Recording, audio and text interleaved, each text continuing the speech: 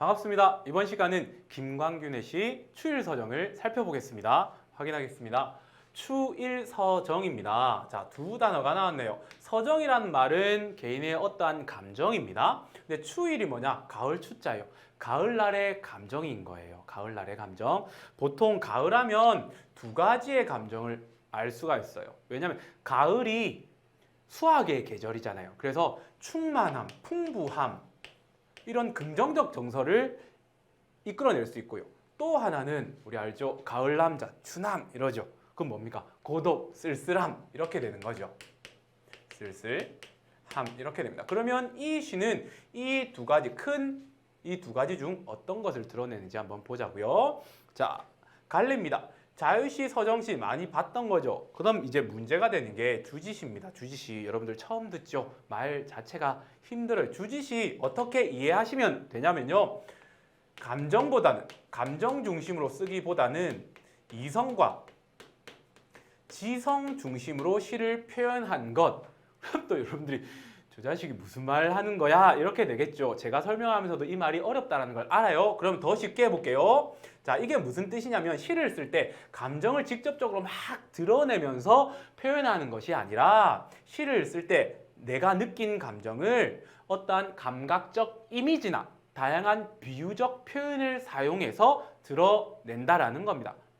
그러면 직접적인 감정을 드러내는 것보다 훨씬 효과적이라고 이 시인이 판단한 겁니다.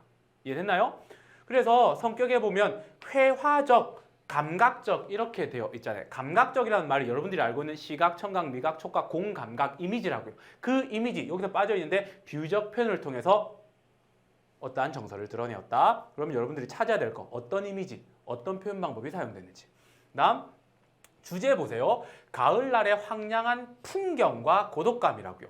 이 시가 총 16행으로 이루어져 있어요. 그런데 11행까지가 가을날의 황량한 풍경이에요. 황량이 뭡니까?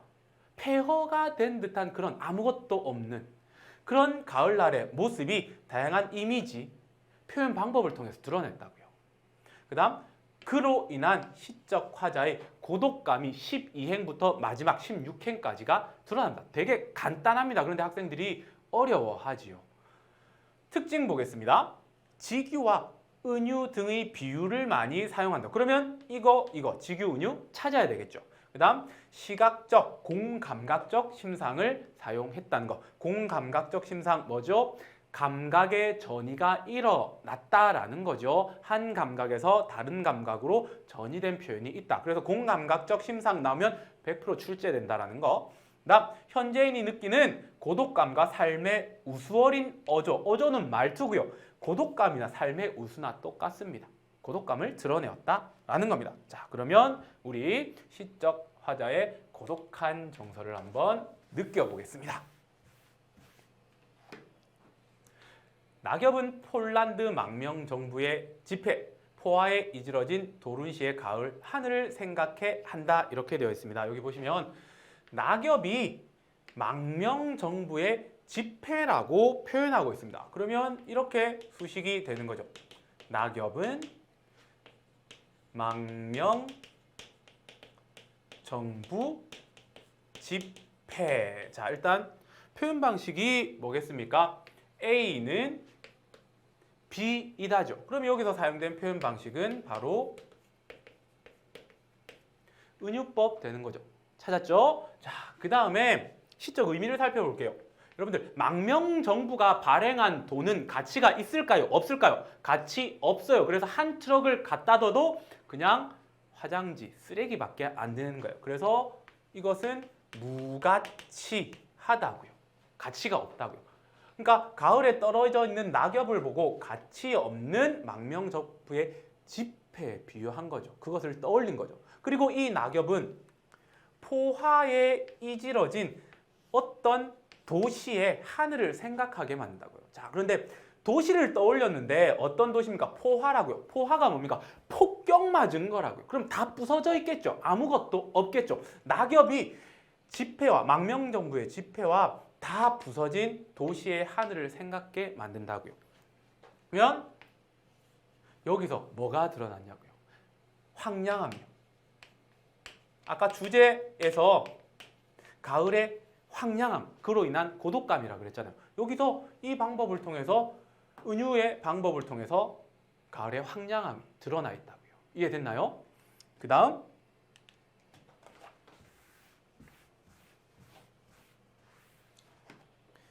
길은 한 줄기 구겨진 넥타이처럼 풀어져 일광 속의 폭포 속으로 사라지고 이제 길이 나옵니다. 이 시적 화자는 가을을 배경으로 어떠한 곳을 보고 있어요. 거기에 이제 길이 있나 봅니다. 그 길을 구겨진 넥타이라고 표현한 거예요. 그러면 길이 막 이렇게 구겨져 있다는, 꼬불꼬불해 있다는 거죠. 그게 폭포 속으로 사라졌다는 것은 원근법에 의해서 저 멀리 있는 길이 햇빛이 이렇게 비치니까 잘 안 보였다. 이 정도만 생각하시면 됩니다. 그 다음 여기에 사용된 표현 방법이 뭐냐면 넥타이처럼이라고요. 그러면 직유법이죠. 다음 조그만 담배 연기를 내뿜으며 세로 2시에 급행 열차가 들을 달린다. 시적 화자가 또 본 게 뭐냐면 급행 열차예요. 열차를 봤다고요. 그런데 그 열차를 어디에다 비유했느냐? 담배 연기에다 비유한 거죠. 왜 급행 열차가 담배 연기에 비유가 되냐면 지금은 여러분들 볼 수가 없을 거예요. 제가 어릴 때까지만 해도요. 제가 그림을 진짜 못 그립니다. 자, 기차가 주요 연료가 석탄 같은 걸 뗐었어요. 그래서 이 석탄을 기차 안에서 떼서 그 화력으로 기차를 움직였거든요. 아, 씁쓸하다. 제가 이거를 알고 있다는 게. 자, 그러면 석탄을 여기서 떼니까 그 연기가 요렇게 밖으로 뿜어져 나온다고요.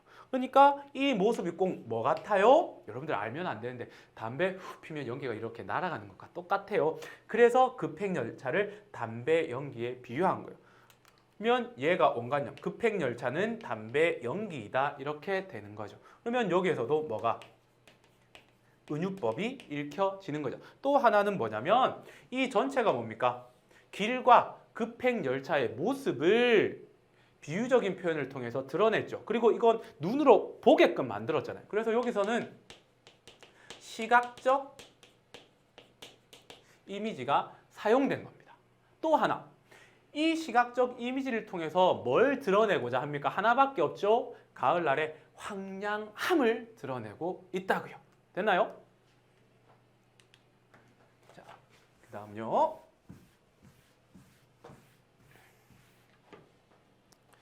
포플라 나무의 근골 사이로, 나무의 근골 사이로 공장의 지붕은 흰 이빨을 드러낸 채 한 가닥 구부러진 철책이 바람에 나부끼고 그 위에 셀로판으로 만든 구름 하나 이렇게 되어 있습니다. 제법 긴데요. 내용을 보겠습니다. 그러니까 포플라 나무가 이렇게 있습니다. 그런데 나무가 이렇게 되어 있다고. 이게 포플라 나무의 근골 사이로가 뭐냐면 근육과 골격이에요. 근데 포플라 나무가 이렇게 머슬매니아가 아니겠죠. 앙상한 나무요. 왜 앙상한 나무로 이어질 수가 있을까요? 이 가을이잖아요. 다 떨어져 버리잖아요. 그러니까 앙상한 나무까지만 있는 거예요. 그런데 이 앙상한 나무까지로 나무가 뭐 여러 그루겠죠? 이 사이로 공장 지붕이 이렇게 보인다고요. 그게 꼭 뭐 이빨 같다고요. 그리고 이 공장이 황폐화되어서 이렇게 철근 같은 게 이렇게 탁 삐져나와 있는 거예요. 그럼 거의 파괴된 듯한 폐허의 공장의 모습이 드러나는 거죠.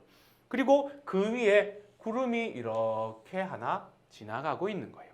이 전체 이미지를 통해서, 이것도 시각적 이미지죠. 시각적 이미지를 통해서 뭘 드러내고 있는 겁니까? 바로 가을날의 황량함을 드러내고 있는 거죠. 여러분들 되게 이해하기 힘든 내용이죠. 그런데 이렇게만 딱 이해하고 시험 치세요. 지금. 자, 그 다음에 디테일하게 조금 더 설명할 수 있는 게 근육과 골격은 사람한테 있는 거죠. 그 다음에 흰 이빨, 사람한테 있는 거죠. 그러니까 여기서 사용된 게 뭐? 의인법이요. 이것 역시 비유적인 표현이잖아요. 시각적 이미지와 의인법을 사용해서 뭘 드러내고 있다? 가을날의 황량함을 드러내고 있다. 이렇게 됩니다. 자, 그 다음에 마지막 하나만 더 설명할게요. 이 부분을 가지고요. 셀로판지로 만든 구름 하나, 이걸 가지고 구름을